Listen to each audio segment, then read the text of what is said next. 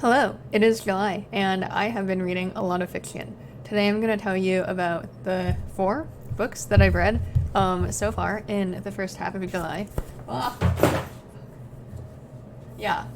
Let's start off with these 2 by Milan Kundera. This is actually my 7th time reading The Unbearable Lightness of Being in the past 9-10 years, and my 2nd time reading The Book of Laughter and Forgetting. I picked them up because I've been reading about communism recently, and I became really fascinated with the psychology of communism and what it's like to be brainwashed, allowed to only believe certain things, denouncing your friends, family, and neighbors for being bad communists. And both these books are set in the Czech Republic around the 1960s, when they were basically a Soviet satellite state. And I remember reading these 2 books and feeling like Kundera approaches the experience of totalitarianism in a sort of literary, philosophical way. So that's why I revisited these 2 books. And let me start by telling you about Kundera's writing style. I think it's quite unique. He does this thing where he switches between storytelling mode and narrator mode, where as a narrator, he'll come in and just like go off on some philosophical tangent, or just like give his own commentary about the characters as the author. Let me give you some examples. In The Unbearable Lightness of Being, he's telling the story of Tomas, who's one of the main characters, and then he goes into this meditation on how he, as the author, conceived the character of Tomas. And he says, quote, "I have been thinking about Tomas for many years, but only in the light of these reflections did I see him clearly. I saw him standing at the window of his flat, looking out into the courtyard at the opposite walls, not knowing what to do." I think this is really interesting because this is just interspersed with his storytelling where he's talking about Tomas meeting his wife. Another example that I find interesting is, so this book, it is a story and it has an interesting plot, but it's not really told linearly. For example, halfway through the book, he tells you how the 2 main characters die, but then immediately in the next page, he like jumps back to a time where Tomas and Teresa are alive, and he does it in a way that doesn't ruin the plot or the suspense. You're still eager to just keep reading and find out how they got to the point of their deaths, even though you already know that they're going to die in this specific way. But to go back to why I read these novels in the first place, I think it did leave me with a very emotional sense of the horrors of communism and conformity. I think this is a theme that crops up again and again in both of these novels, is life under the scrutiny of others, life in the company of others, groupthink, are all things that are both horrifying to Kundera and yet necessary for the human condition. He writes a lot about the concept of kitsch. Let me read you a quote about kitsch. Quote, "Kitsch causes 2 tears to flow in quick succession. The first tear says, 'How nice to see children running on the grass.' The second tear says, 'How nice to be moved, together with all mankind, by children running on the grass.' It is the second tear that makes kitsch kitsch. The brotherhood of man on earth will be possible on a basis of kitsch." Okay, what does this quote mean? To me, I think this image of children running on the grass together represents this it's a very propaganda-esque image. It's an image that you'll see on ads on TV or on the subway. Just, people being happy in the most just standard wholesome way. It's an image that's designed to be oh yes, this is what happiness is, this is what good is. And as he says, how nice to be moved. This is something that should move all of us. And when you feel moved by this image of children playing together on the grass, you feel a sense of belonging with the rest of mankind, because you know that you're feeling an emotion that's good, societally deemed to be the proper thing to feel in response to this image. And I think this is a psychological phenomenon that happens a lot in communism, or just brainwashing in general. You're bombarded with these images. I'm looking at some propaganda posters from China. They're all full of just really trite, uplifting statements, oh, together we can build a greater China.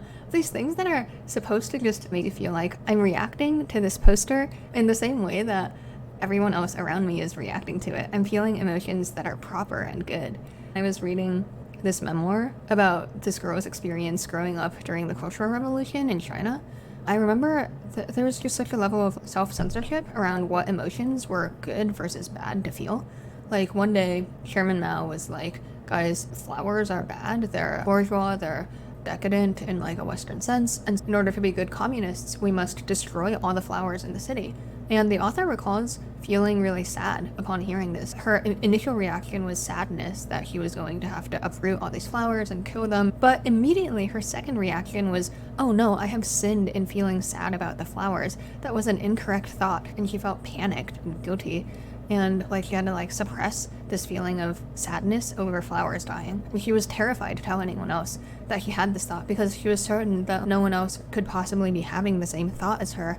And if she admitted to anyone that she was sad about having to kill flowers, then they would denounce her for being a bad communist and having bad sentiments.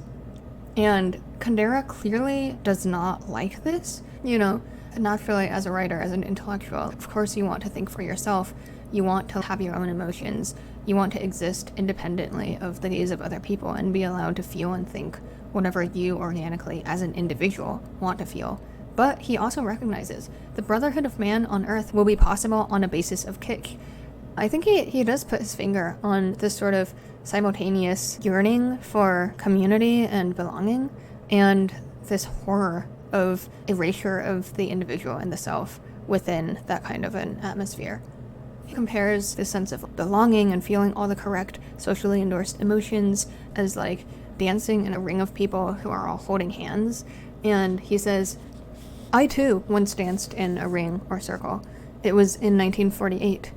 In my country, the communists had taken power, and I took other communist students by the hands or shoulders, and we took 2 steps in place, 1 step forward, raised the left leg to one side, and then the right to the other. On our faces, we had the smiles of happiness. Then one day, I said something I should not have said, was expelled from the party, and had to leave the ring dance. Like a meteorite broken off from a planet, I left the circle and have not yet stopped falling. I wandered through the streets of Prague.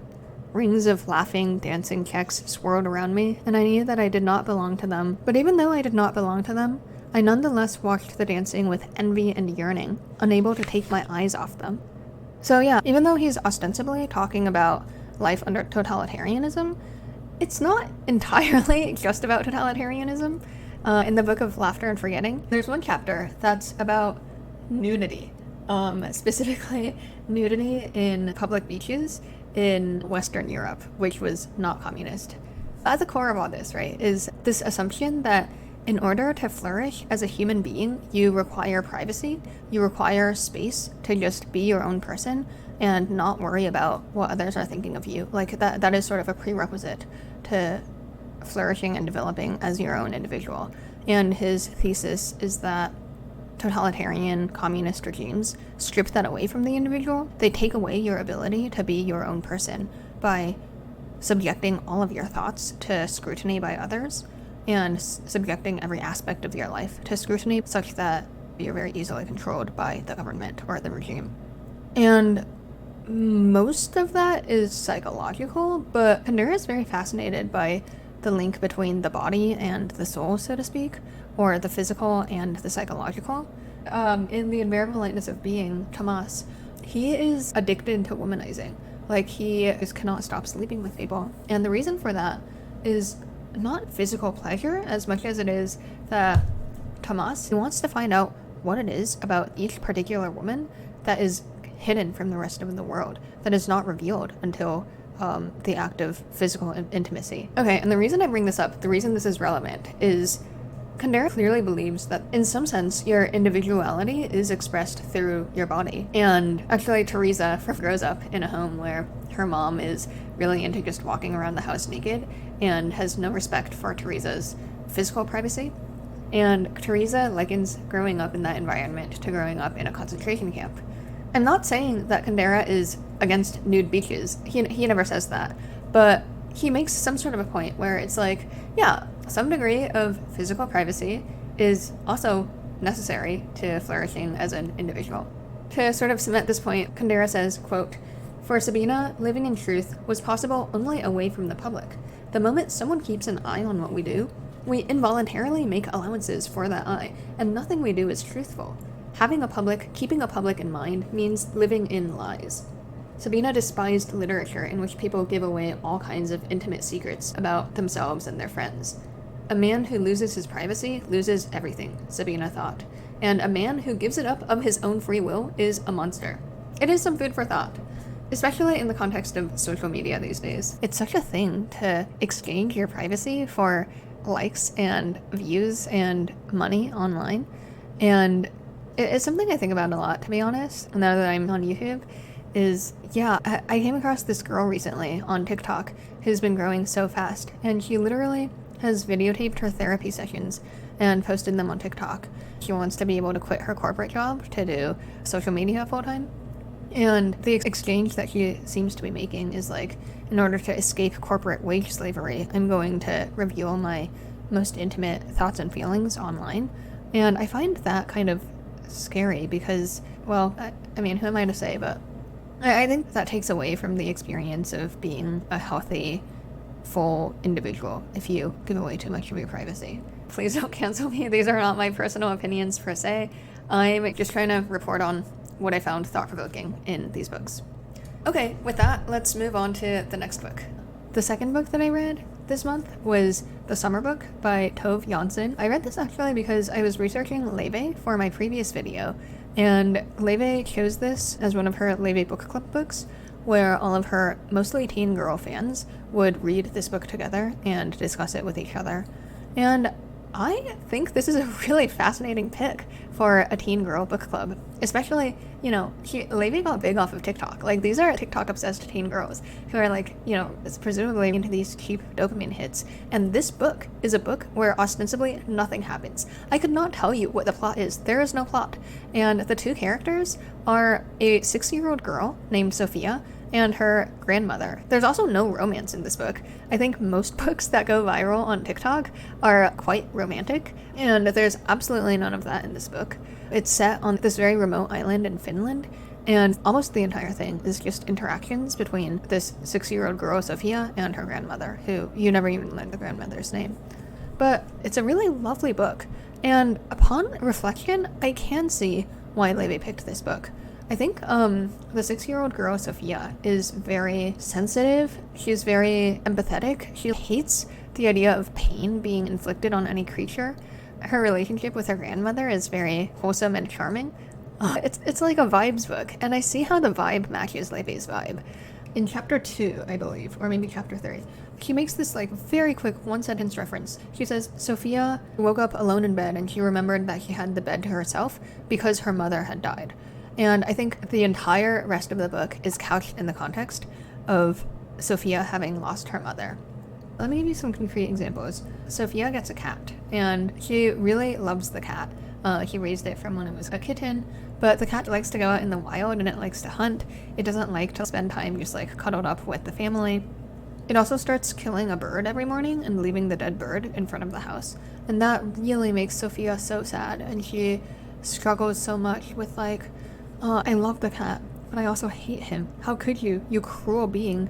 And she's 6, and she's trying to deal with these complicated emotions of like, the person you love or the cat you love can also, you know, it's also an agent of death, and it kills these birds that you also love. But suffering and death are just natural parts of life, and you see 6-year-old Sophia grappling with that, and at one point she decides, I don't want this cat anymore. She actually trades cats with another family who has a cat that's like super sweet, doesn't really hunt, just likes to stay inside and cuddle. And she has this other comparatively tame cat for a while, but she gets frustrated at this new cat. She's like, you're too sweet, you're not being a cat. Like, can't you just go out there and do cat activities? And then she actually decides that she wants the old cat back, the one that was killing a bird every day. Because she loves the old wild cat in all its wildness. And that was kind of touching. There's also another scene where Sophia accidentally kills a roundworm. She just like cuts it in half accidentally, and she screams and is in extreme distress about having killed a creature. And her grandmother is like, no, don't worry, like the two halves of the roundworm will grow back. And Sophia can't stop thinking about that.